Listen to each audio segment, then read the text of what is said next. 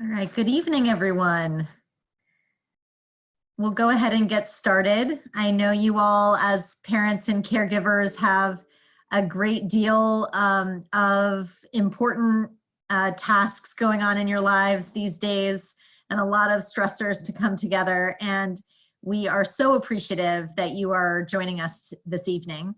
My name is Corbin Campbell. I am Associate Dean of Academic Affairs at the School of Education at American University. And it is really, truly my distinct privilege to be able to welcome you to this webinar this evening. The School of Education has decided to put on 2 different webinar series to help support our community during this time. One is for educators and education leaders, and the second is for parents and caregivers. And this is one of the parents and caregivers webinars. And we did this because in a COVID-19 educational time and space, we know that parents need new tools and also new ideas to continue to foster teaching and learning in an equitable and excellent way. And this is why AU School of Education is hosting these webinar series to support parents and caregivers during this time every Wednesday from 7 to 8 p.m. throughout the rest of May. And you should also take a look at our past webinars. We've been doing these for a number of weeks at this point. And so if you've joined us each week, we're glad to have you back. And if you're new and particularly interested in tonight's topic, we're glad to welcome you. For parents, we know that this time is particularly challenging and and you all are thrown into completely new roles with your children. And I'm in it with you. I have 3 young kids myself in kindergarten, 3rd and 5th grade. And so the topic tonight, which is how to best support your child's science learning in the time of COVID-19, is particularly important to me as well. I've been thinking a great deal about the missed opportunities for learning about science with my kids at home, but also the possibilities for what I could be teaching them and what we could be doing at home to support their science learning during this time. And so it's in this thought and intentionality that I join you tonight to learn with one of our experts from the School of Education, Dr. Carolyn Parker, who's the program director of our Masters of Arts in Teaching. We're so fortunate to have Dr. Parker with us. As I mentioned, she is the director of our MAT program, and she began her career as a science educator as a Peace Corps volunteer in Guatemala. And upon her return to the United States, she earned an MA in science teaching and then taught high school science in New York State and also in Miami, Florida. Dr. Parker earned her PhD in curriculum instruction from the University of Maryland, College Park. Dr. Parker's current research focus is twofold, focusing on teacher education and issues of equity and access in STEM education. And most recently, Dr. Parker was a principal investigator of a National Science Foundation Math Science Partnership Award, STEM achievement in Baltimore elementary schools. And Dr. Parker has authored numerous book chapters, technical reports, and peer-reviewed papers. And so as you can tell, Dr. Parker is a wonderful expert to be able to help us to think about this issue. But what I especially am excited about tonight is that Dr. Parker has pulled together a really exceptional panel of additional experts. And one of the reasons that I love having Dr. Parker with us at the School of Education is her broad network in science that includes connections to research as well as practice, and with a particular focus on teacher education. And so with that, I will turn it over to Dr. Parker to introduce her panelists. I will just briefly mention that we have disabled the chat function during this webinar, but if you do have anything you'd like to say to the panelists or to Dr. Parker, you can put it in the Q&A, which is if you move your mouse down to the bottom of the screen, you'll see it'll say Q&A down there next to screen share. And I know there will be a time for questions as well. And so when that time comes up, you can put that in the Q&A, but feel free to put something in throughout the webinar as well, and they'll be able to see it and respond and make this interactive. So with that, I will turn it over to Dr. Parker. Thank you, Dr. Campbell. It's with great pleasure I'm with you this evening. As Dr. Campbell mentioned, I did bring together a group of experts to help you bring science to your own children and support your science learning, your child's science learning as we move forward in the age of COVID-19. What we'll do tonight is I'll give you a very quick review of the next generation science and engineering standards, the NGSS, just so that people have a sense of how science is situated in the schools. And I'm really going to emphasize the importance of a phenomenon and common phenomena that you can center your child's science instruction around. What I've done is I've pulled together the panel is I've made sure that all the resources are free and readily accessible and available to you so that you don't have to pay out any additional money. There are things that are easily accessible on your phone or on the computer through the internet.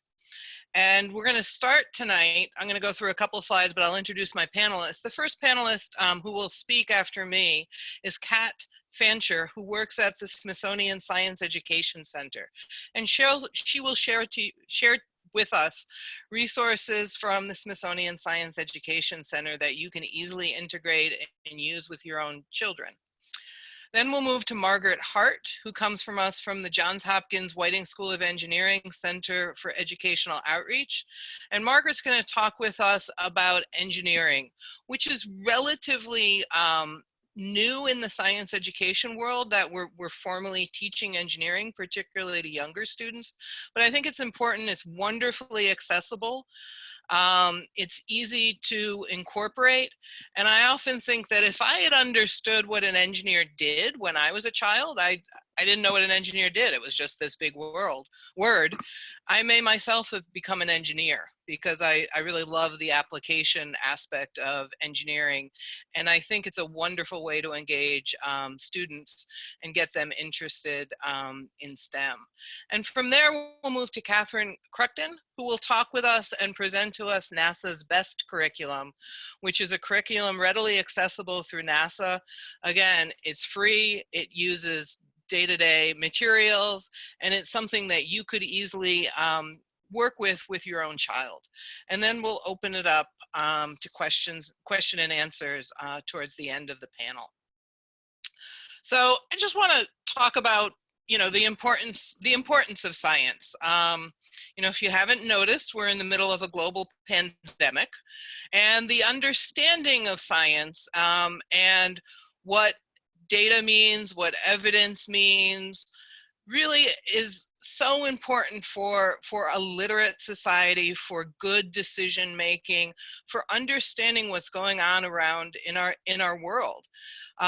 So although science oftentimes doesn't, because of No Child Left Behind and the emphasis put on reading and mathematics, oftentimes science is not as emphasized as it used to be in the schools. But I really think, and I really advocate and really encourage you to work with your students.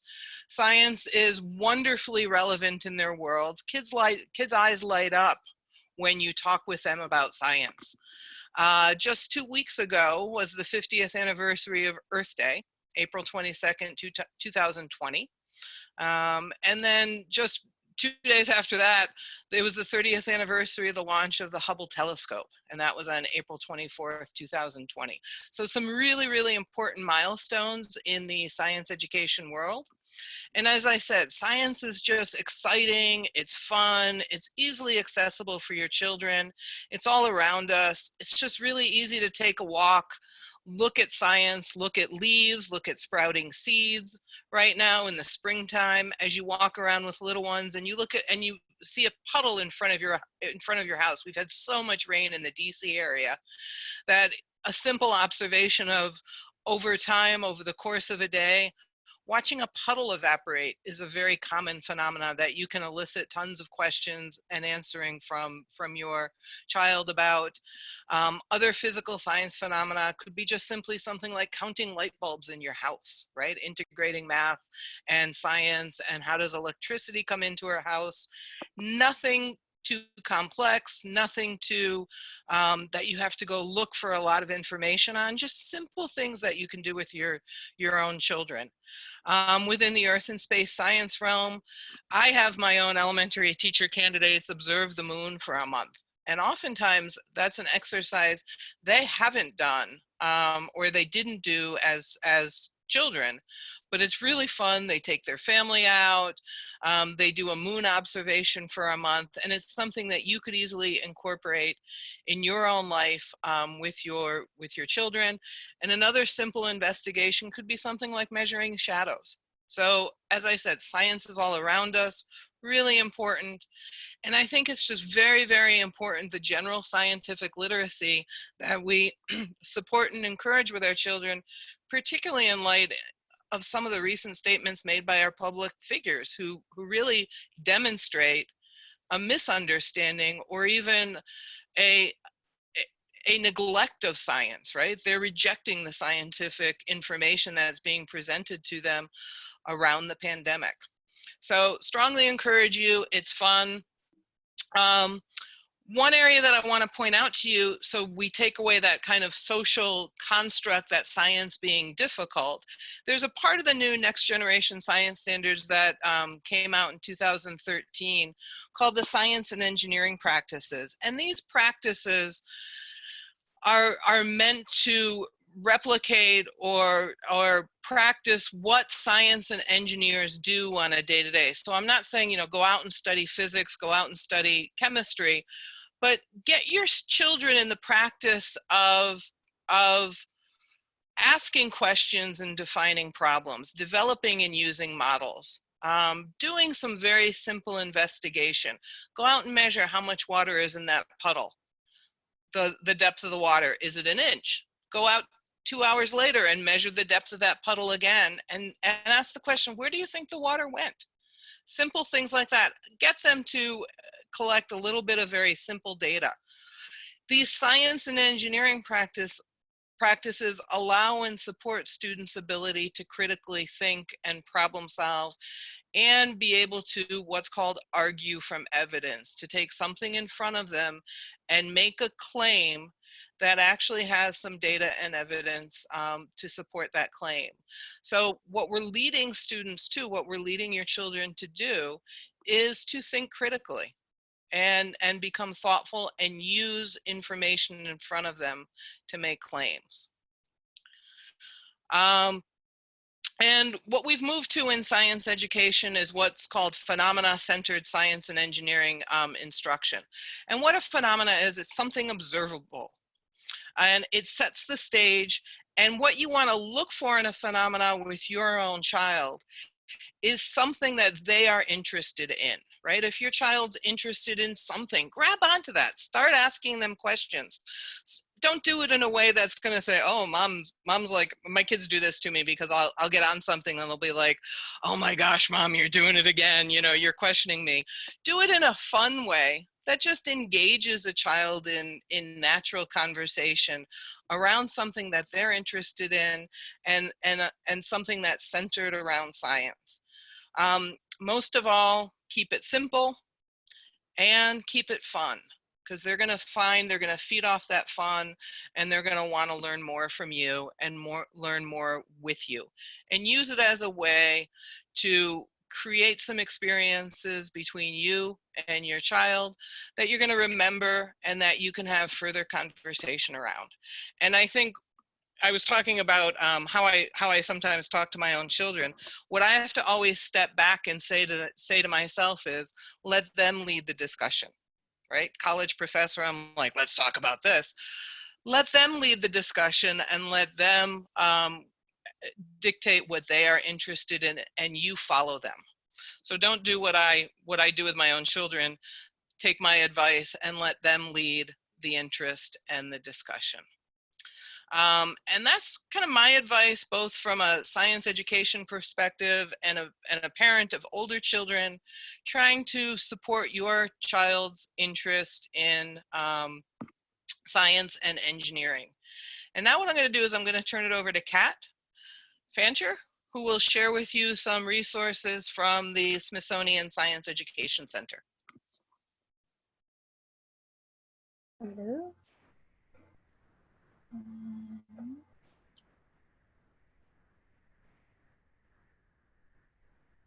Oh.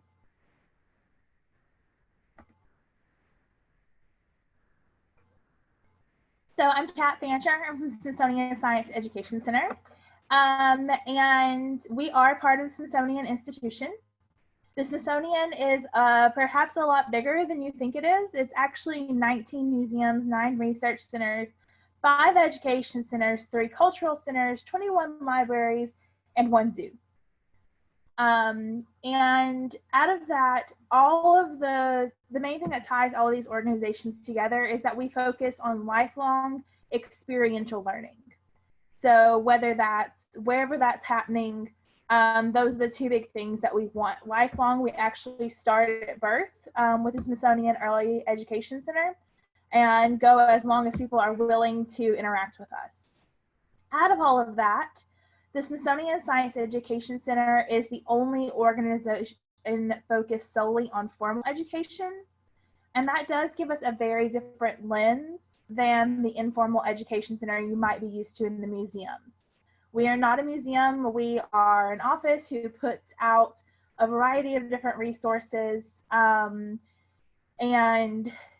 we primarily work with teachers in our education system. Which means that our resources are more aligned, and you may see them as a bit more formal than something you might see come out of the museums. We focus on transforming teaching and learning of science for all students throughout the world. We are a global organization, and we are active in something like 36 countries. And we do our best to translate and provide into different languages and provide more of a global aspect, because science is in all of the things. For all of that, we have 2 main spheres. I'm in professional services, and I focus on professional development for teachers. And the other half of our group is curriculum and communications. We do put out a basal K-12 curriculum, K-8 curriculum that people might use in school. But in addition to that, we also put out curriculums online and our digital assets, which is primarily what I'm going to talk about today. So the first thing is our Smithsonian Science for Global Goals. And based on the UN Sustainable Development Goals, which is kind of what the UN has decided we need to address to have a good future. The mosquito module and the food module are longer. They are designed to be a longer curriculum, but they have really good activities and aspects that you can pull whatever you want from. So for mosquito, I really like looking at their habitats, and there's a bingo game, and then you can actually go out and either with a phone or a piece of paper and see where are the mosquitoes might be living near your house and what are things you can actually do about that. The COVID-19 module came out today, and it is a much shorter module, and it is intended for a faster way to look at how does disease move, how can we help ourselves, how can we protect the ones that we love. And all of those are available for free on our website. The next thing is we have a ton of games, and the main one I'm going to show you is called Aquation. I know it says Aquation, it's called Aquation. That's one of the first things I learned when I started working there. But Aquation is a world game, and so you're in with a map of the world, and everyone has wealth units and they have water needs.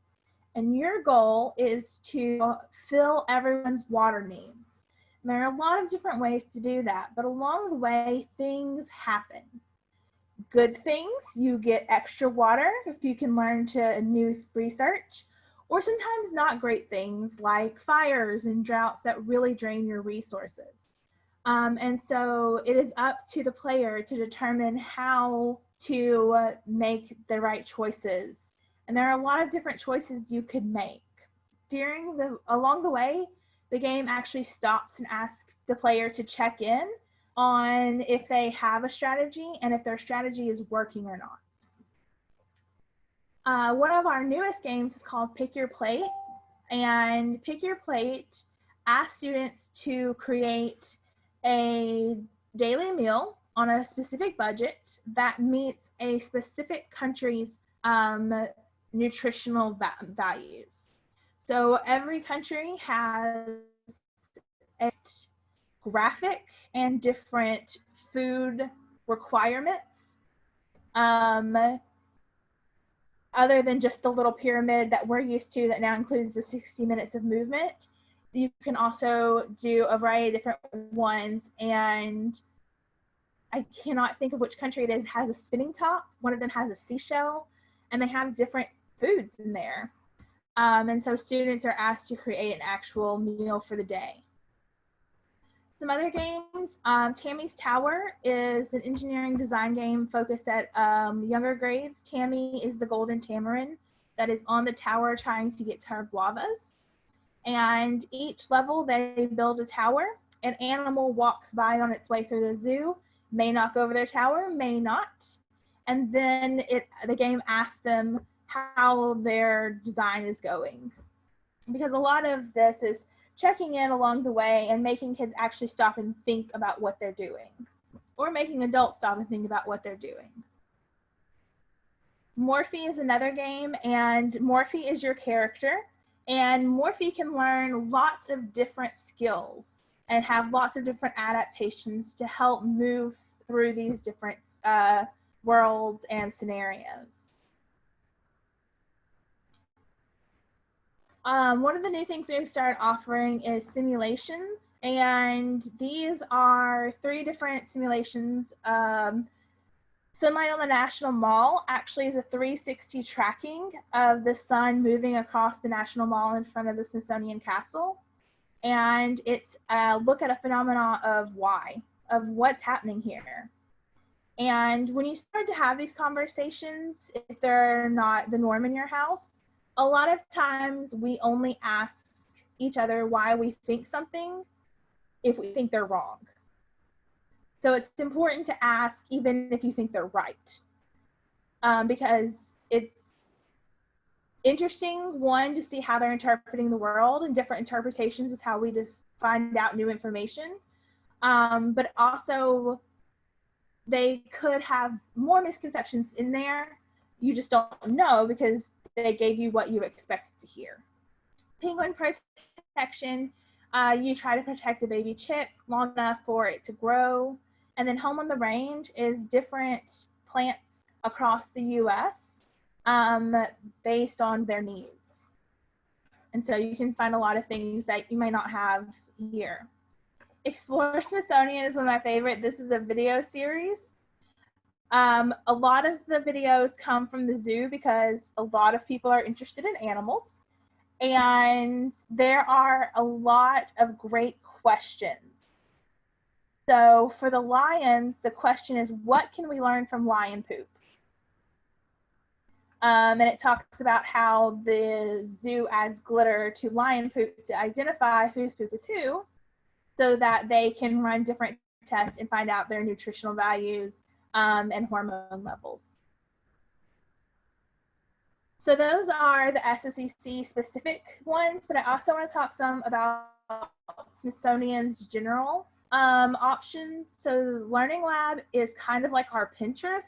And so one of the things they've been doing is creating resources for distance learning. And this second thing right here where it says not sure where to start are activity choice boards. And they're one of my favorite things ever. So every week they're updating the choice boards with different subjects, different grade levels, and then different resources that go in those. So sometimes for science, it's watching a video, sometimes it's playing a game, sometimes it's a researcher talking about something they have going on, but it changes every week. And so people can go through, choose what they want, and all the links are there. And like I said, this is kind of like our Pinterest board, but instead of pinning random things, you can pin artifacts. So this is a board that I made, and it is my toaster collection. And so I start with the oldest toasters and I move forward. And my question is, what changed?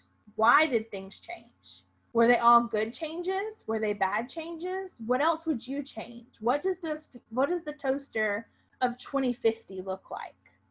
And you can do this for anything. What are you interested in exploring? You can type it in and there may already be a collection, or you can create your own. All of our resources are pretty easy to get to. scienceeducation.si.edu/distance learning, or if you just go to scienceeducation.si.edu, you can get to our game center or our distance learning on the top of the screen. There is my information and the Education Center's information. If you would like to, feel free to reach out to me after this, but I will try to make sure and hang around and answer any questions I can now. I'm going to turn it back over to Carolyn. Thanks, Kat. That one toaster that sits on top of the gas burner, my grandmother had one of those. I used it as a child. That shows my age a little bit. I like the one, it's got a ceramic base and a floral pattern across the side. Fanciest toaster I've ever seen. Yeah, she had this old gas stove, and you know, I think that's what she had when, you know, my mother was a child, and she just continued to use it. Yeah. So thanks for that. Thank you very much. I'm going to next turn it over to Margaret Hart from the Johns Hopkins Whiting School of Engineering Center for Educational Outreach. Hello, everybody. Thanks for joining us tonight. So I'm going to share my screen and boop. I hit the slideshow button. Okay, cool. I am Margaret. I work as the STEM Outreach Advisor at the Center for Educational Outreach. My background is an educator. I have taught high school physics, astronomy, engineering, tech, which is like programming, so sort of a wide variety of STEM disciplines, and before I came to Hopkins. So our center, the Center for Educational Outreach, we engage Hopkins faculty and students and assist them as they get involved in STEM outreach. And our center's goal is to increase the number of underrepresented youth pursuing STEM careers. Our focus is on Baltimore City public school students, as that's where we are located, and the local community. So we have pre-K through 8th grade programs, both in school and out of school, that range from one-day events to weekly mentoring to classroom activities, as well as summer programming, although I'm not sure about the summer. SABES, which is STEM Achievement in Baltimore Elementary School, pairs Hopkins faculty and graduate students with an after-school program around Baltimore where they assist instructors in leading engineering activities. And then there are a number of undergraduate student groups that I advise who work with middle school and high school students around the city doing things like Science Olympiad, robotics, and things like that. We have high school programs as well that one geared towards high school girls that puts local high school students in labs and doing research for a semester.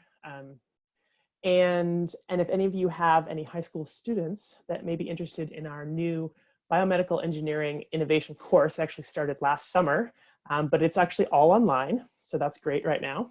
And it's a freshman level college course that provides an introduction to biomedical engineering through online lectures, discussions, and what I think is really great about this course is it's not solely online. Like, you actually get mailed a kit of supplies. An Arduino is one of them, and you actually get to then build and create things at home, which is one of the sort of the big key pieces of engineering, right? Is that building on those materials. So, and students that are enrolled in this course that earn an A or B actually get college credit. So that's sort of our center as a whole. So what is engineering and why is it important? So basically, engineers take current science understanding of our world and use that to invent, design, and build solutions to problems. Actually, right now, a lot of engineers across the globe have been working on our latest real-world problem, At Hopkins, they have been designing and creating 3D printed ventilator splits to help with the shortage there. And also you probably have looked at the COVID-19 dashboard that's pretty much used by virtually everybody. Every news story I read, mentions Johns Hopkins. And that was created actually by a civil and systems engineering graduate student and a faculty member. So, I think one of the key tenets of engineering is that you're finding problems and you are then finding solutions to those problems. So, all right, oops. Okay, so children who engage in engineering gain a lot of skills and a lot of things from it. So engineering, like I said, you are applying knowledge that you have from science and math, and that actually enhances their learning. So they've learned about evaporation, like Carolyn mentioned, and they can use that knowledge as they are designing a way to to help stop evaporation. Whether it's you don't want to water your plants as much, what do you put on there to help with that. Also, because engineering activities are based in the real world, these problems, children start to see how what they're learning in the math and the science are really relevant to their lives. And one of the things that I love about engineering is that there is no one right answer, right? I don't know if you've been following, there's been so many different ways of engineering PPE, right? There's, I've seen 6,000 different, not 6,000, I've seen at least 6 different face shield designs, and all of them are working, right? So there's so many different ways that you have this, you can think creatively and also look critically, like, is this, I created this thing, is it working? Does it actually solve the problem?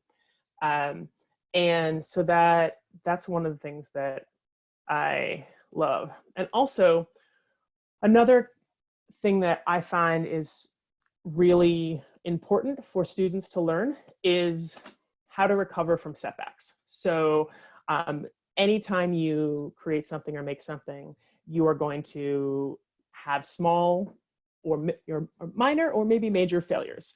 And that's great. It's, you get to, so, okay, what happened?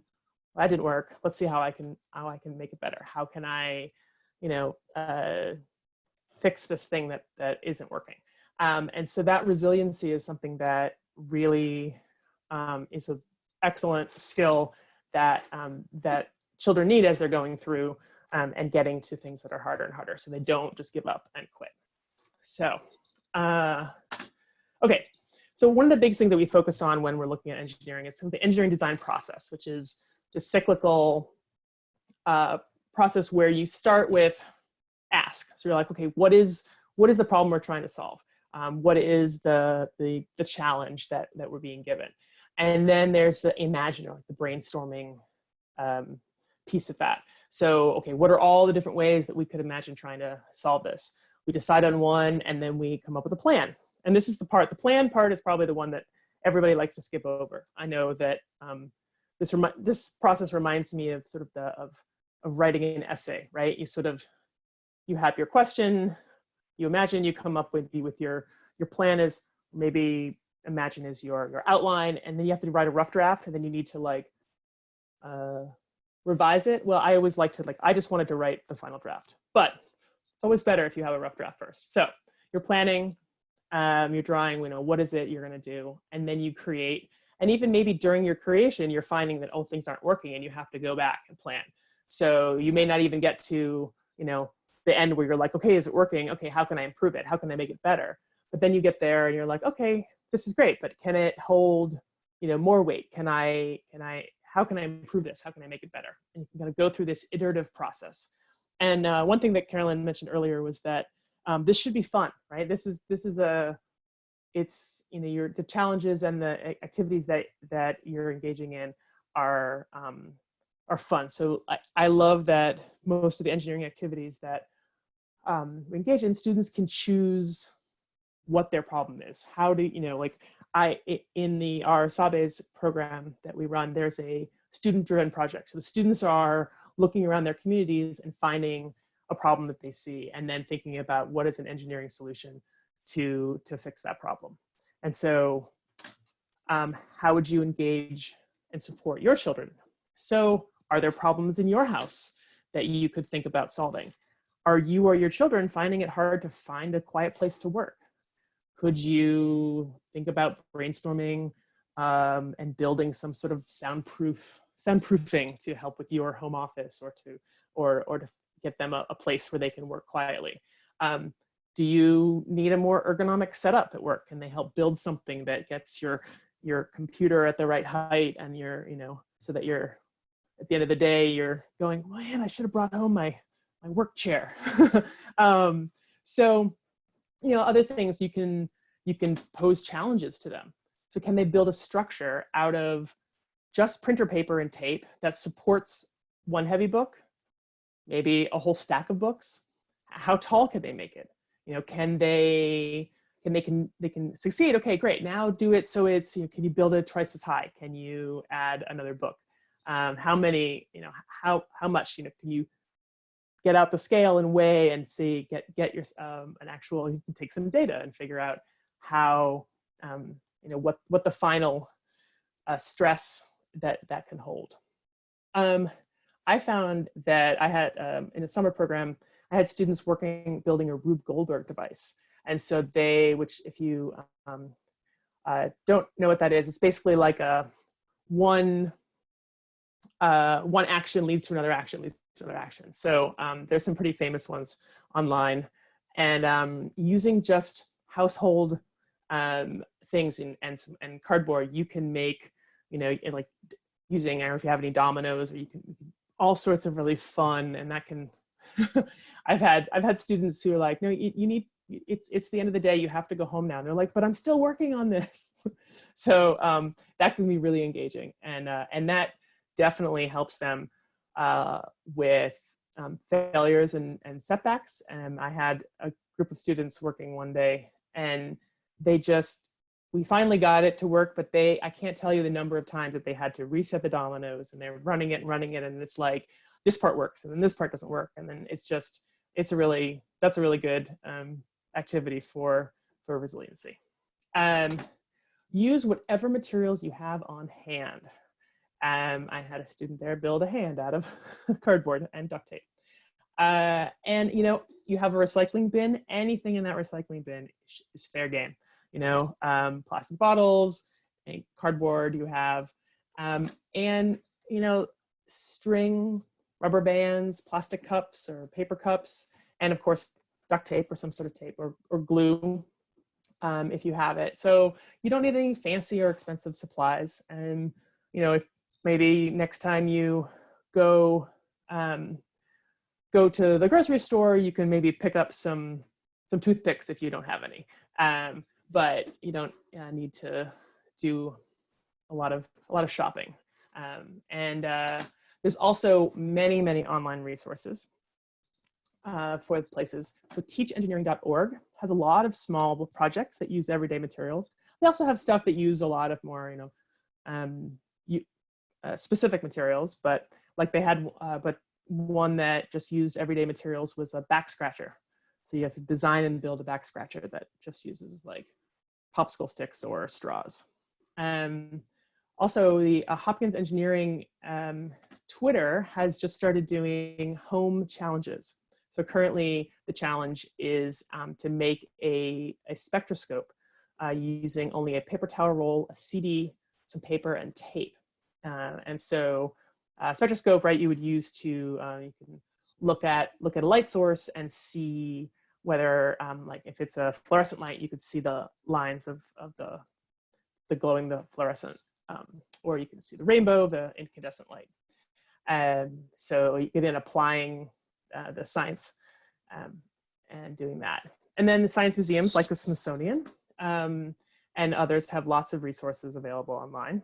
And then recently, Dyson Foundation put out a set of 44 challenges with little downloadable challenge cards that I think I don't haven't looked through all of them, so I don't know if they all use just everyday materials, but I think a lot of them are meant to be done at home and can use just everyday materials. So, and really, if you're looking for other ideas, Google is your friend, and there are so many different engineering activities, and you can, a lot of them, especially at Teach Engineering, you can search by grade level. So if you have younger kids, you can, search for ones that are targeted towards that age group. Same with the older students. So that's it. And thank you. You can send an email to me via our STEM outreach at JHU email, and then there's Twitter is where to find that. Yeah, the challenge is there. So I'm going to stop my screen share and hand it back over to Carolyn. Thank you, Margaret. I love the back scratcher. How easy that is to create. Yes, yeah. I was thinking, I was like, how many times you'd be like, oh, please come scratch my back. You're like, no, here, I'm doing something. Scratch your own back. Yeah.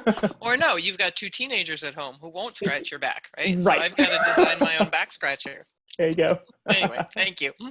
So I'm going to turn it over to Catherine Kruchten, who is going to share with us NASA's, this is paid for by our taxpayer dollars, NASA BEST curriculum. And I can speak to this that when my own children's elementary school started an after-school STEM club, they incorporated this curriculum. It was very easy for the 2nd grade teacher who had not had much experience with science to pick up this curriculum, use it as part of an after-school STEM club. It's free. It really lends itself well to an in-home environment for people who have not had a lot of experience with science or engineering, which I think is probably the majority of parents out there. So I'm going to turn it over to Catherine. Sure. Hi. So yeah, NASA's BEST, because NASA loves itself some acronyms. It stands for Beginning, Engineering, Science, and Technology. My own background is kind of all over the place. I've worked in places like the Smithsonian as well as at Hopkins with the Sabes project even. Carolyn was my doctoral advisor, which was pretty fantastic. And so I've taught STEM, assorted cross-disciplinary content areas in museums, in classrooms, from ages toddler through grandparents. I love it, and there's all sorts of fun to be had. So I'm here to share with you what BEST is. Like Margaret said, engineering really kind of centers on this design process thinking, right? So it's not just fixed one right answer, one right way of doing things. It opens things up, it makes things more creative, it's based on everyday life. I will, once I find the share screen, there we go. Our design process that we use is slightly different from the one that Margaret shared, in that with NASA, we wanted to break out this experiment or this test step to really emphasize that, after you've gone through the brainstorming process, you've planned this out, you've made your object, you want to actually test to see if it works and collect some data on it.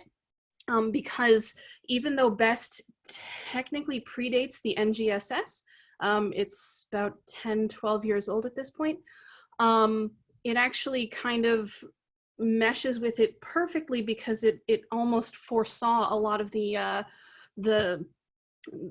specific criteria that the NGSS would call out. Namely, it's not just engineering, it's not just math, it's not just science, but you have this really great opportunity for this cross-cutting of concepts. So even though, yes, you're thinking like an engineer, you're going to design a solution to a problem, there's some really great opportunities for measurement, sharpening your measurement skills, for looking at data collection. You have some really great inroads for data collection and analysis, and really kind of bringing up those numeracy skills in addition. And it's an iterative process. It's meant to be, you have this kind of lifelong learning, as well as for any given project, it's continuously evolving. You're never going to run out of stuff to learn, right? That's the really, really cool thing about science and math and engineering. You know, I have the Cepheus Nebula behind me.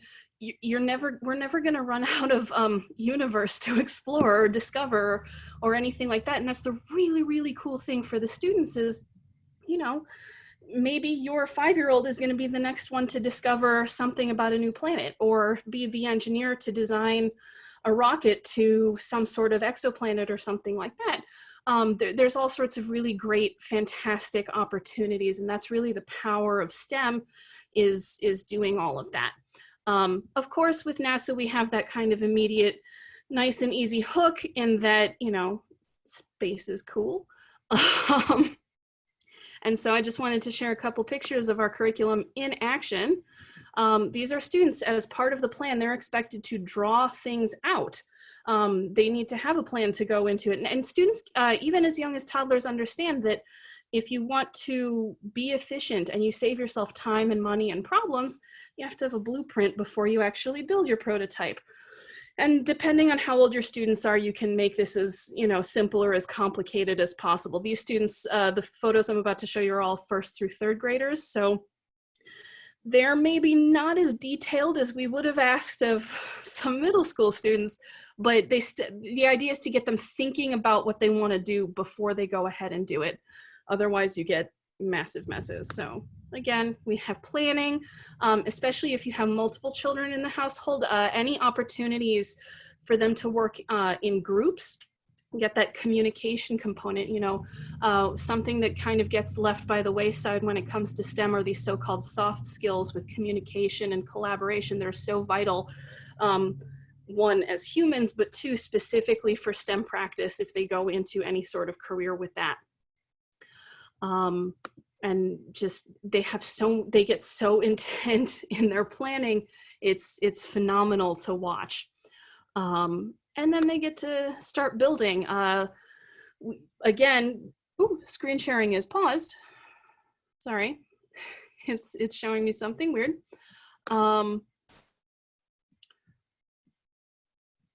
New share. There we go. Yeah, we're still on the engineering design. There you go, Catherine. Got it. Yeah, it was being kind of weird about that. But so, you know, we have our students are working together, planning out their projects, coming up with, and you'll see, especially young children come up with these really detailed, rich thoughts as far, you know, we asked them to build a satellite, and as you can see from the drawing, there's a lot of stuff happening there. One of the things when I train teachers on how to use this that I try and get away from is, so part of this to kind of slow them down, right? Because you want them to plan first before they go ahead and build. You're actually intentionally slowing them down, which seems counterintuitive, but is very helpful. And so they actually have to submit their designs for approval. And so when I tell teachers and parents how to do this, I'm not, when I'm looking at a design for approval, I'm not looking at whether or not I think it's going to work. In fact, I actively encourage the ones that don't, because I'm looking more for creative processes, creative thoughts, trying to do something different and innovative. And you can have as much fun with this as possible. When I do this with students, with older students, I'll institute a budget, right? So again, this is household items. This is things like toilet paper tubes and cardboard boxes and whatever you have on hand. But you know, you can assign a budget and have them practice their math skills that way. And when I'm feeling particularly evil, the way I present it is I'm Congress, right? So I'm in charge of their budget, and I'll set them a budget and they'll start planning. And maybe halfway through, I will cut their budget because that's what happens in real life. And you get some real fun reactions with that. The last time I did this, I had about 30 very irate 4th graders circulate a petition that they were going to vote me out of office. I kind of started a revolution. I'm very proud of that. So you can have a lot of fun with it. And they come up with really, really creative designs. So basically the whole point is for you to have fun. When I talk with students, with parents and teachers, one particular issue that comes up is a worry about not being an expert and not knowing the answers. And I really try and get folks to remember that, you know, it's okay to say, I don't know. Students can smell when you're lying to them miles away. So you want to be able to say, I don't know. The caveat being you have to follow that up with either, you know, what do you think? The perennial teacher favorite, or let's find out, let's discover this together. And that kind of learning of kids with their teachers or kids with their parents is such a crystallizing learning moment that just cannot be overstated. But to show you where to get all of this great stuff, so the NASA website is a government website, and as such, the URLs are not really the most easy to remember. So I go to Google. It's just so much easier. I will Google NASA's best and just click on that beginning engineering, science, and technology, and it will get me to the NASA's best page. Now, granted, within NASA, there's a whole For Educators segment that has lesson plans and resources, and I highly encourage poking around there. You can sort by topic, you can sort by grade level. There's plenty of stuff to be had, but for best specifically, this is our splash page. There's all sorts of stuff about digital badging and everything, but I'm going to highlight this portion with the activity guides. There's a series of PDF activity guides. They're for grades K to 2, 3 to 5, or 6 through 8. The idea being that it's actually the same projects across each grade band, but what we ask of the students is slightly different. And so this is really great if you have multiple grades within your family. Let's say you have a first grader and a fourth grader and one who's just about in middle school. You can still set them the same project, but ask them specific questions that are more developmentally appropriate for their age. So you can bring that up. It's a large PDF. There are 9 activities in each of these, and it'll walk you through the materials that you need. You know, yes, you can always supplement this with stuff if you want to buy stuff, but as you'll see, it's things like aluminum foil, skewers, coffee filters, if you've got those, if you haven't switched to K-cups already, popsicle sticks, rubber bands, the perennial favorite toilet paper tubes, which I'm sure everybody has in abundance these days. You can do so much with just some toilet paper tubes. So it goes through the supplies, and then, you know, for each activity, there is a series of teacher pages that walk you through what you would need to do is kind of the background setup, and then the student pages that are basically kind of worksheets that kind of help them, guide them along how to apply the engineering design process in response to a given design challenge. So those are all free and ready to use right on the page, and they're meant to be adapted, right? So when I teach these with students, I will make tweaks. For example, the build the satellite activity and the launch your satellite activity, the first 2 ones, actually kind of collapse those into 2 things because for my purposes, it worked better.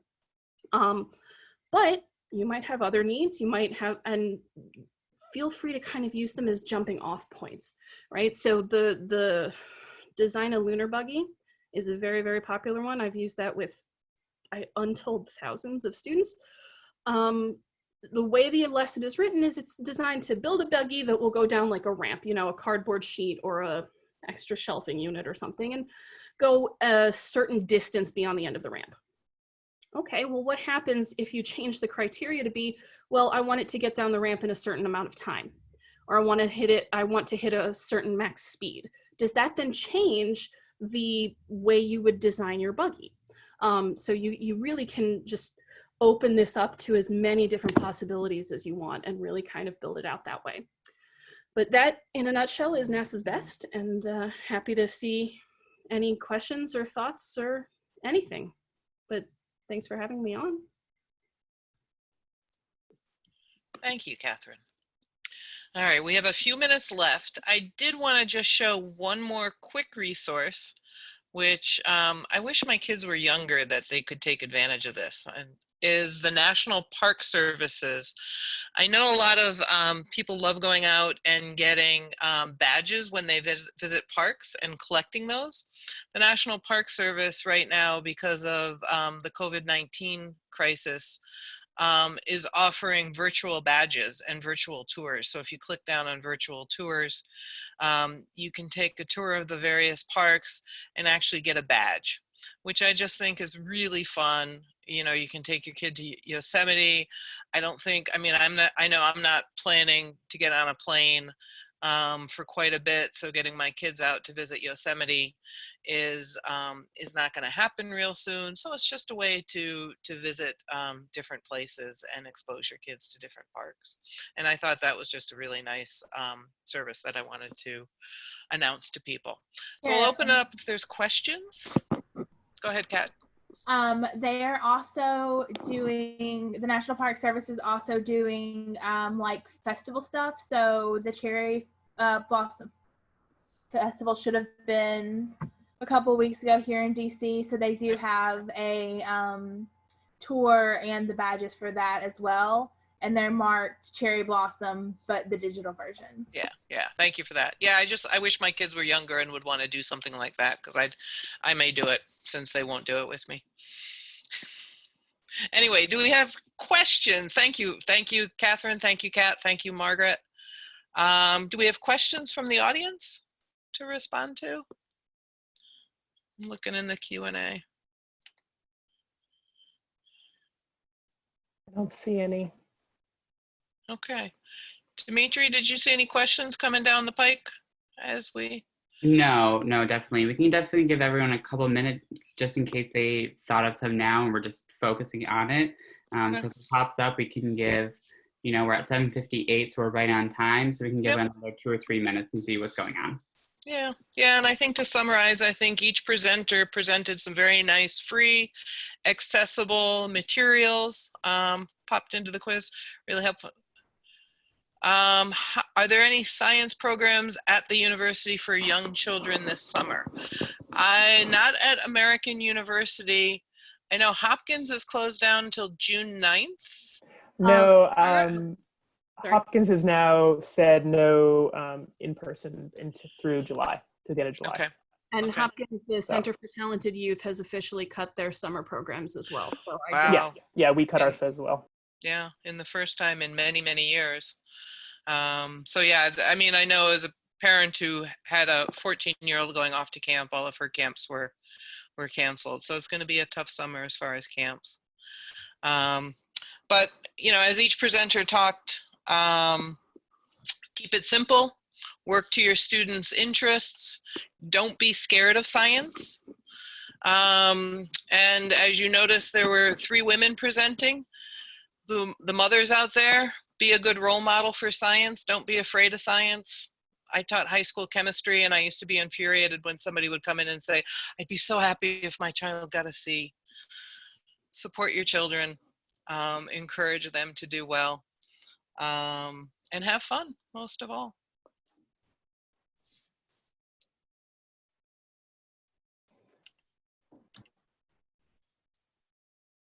Corbin, you're muted. There you go. There we go. All right. And with that, that's a wonderful conclusion to this panel. I hope you all will join me in thanking Dr. Parker and this wonderful group of experts. I honestly can't believe how many rich resources were shared this evening.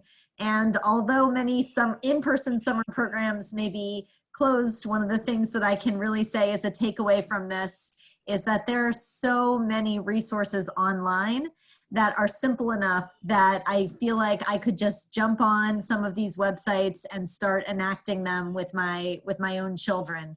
So there's just so much to explore, and I want to thank you all so much for sharing this truly important information to keep our children on a STEM-focused pathway to curiosity. Yeah, and Corbin, there's actually there are a couple questions popped up after you started talking, after you started speaking. So great. Peer-to-peer online. I know a lot of science programs are moving online, and I think I don't have specific recommendations. I haven't curated those, but if people wanted to email me at parker@american.edu, that would be fine. And there's also a question about a daughter had a poor experience with her principles of engineering teacher and she lost interest. I think, you know, for girls particularly, there's still that culture of sometimes science not being welcoming. I think the first question is, how are you, you know, the first question as you find a new program for her is, what are the supports going to be in place for my daughter to make her feel welcome and to create a supportive culture? And I'm happy, Ms. Figara, to respond to that if you want to email me personally at caparker@american.edu. I'm happy to talk more about that. Alternatively, as we are in a time where there are not a lot of programs available, go back and start with whatever she's interested in. So a lot of the ways, I have a degree in materials engineering, and the way that I got into that is I make jewelry. And so I was very interested in the process. I liked using the tools. And the thing is, with whatever you do, there are going to be problems that arise. And so ask her to problem solve from there. You know, for me, my issue was we traveled a lot and I wanted to take my stuff with me. So how do I create a system for making that work? What are things that are available to me? What are things I need to invent? And it's really about not giving her the answer, but asking her to come up with that. And then that process is what engineering is. Now, whether she's going to suddenly decide she loves it and wants to go into engineering as a career, who knows? But as far as like actually having those practices, they can come from anywhere. Thank you, Kat. Sorry, Corbin. I saw those questions. I'm like, I want to respond. Thanks, Kat. Yes, no, those were wonderful questions. And actually, hearing some personal experiences of you know, getting into science interests is a wonderful inspiration. So I'm really glad we had those last few questions. And so thank you all again. And I also want to just mention that next week, if you enjoyed tonight, which I know we all did, every week we're going through different kinds of topics. Next week is another truly important topic for this moment in time, which is behavioral and mental health for supporting our behavioral and mental health for our children at home during COVID-19 with Dr. Laura Owen, who's director of our Center for Post-Secondary Readiness and Success, but also has a school counseling background, and will be a wonderful resource on that topic. And that'll be at 7 p.m. next Wednesday, May 13th. And we hope you all can join us for that time.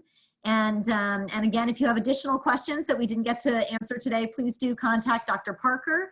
And we hope to see you in the future and support your parenting during this process. So thanks again.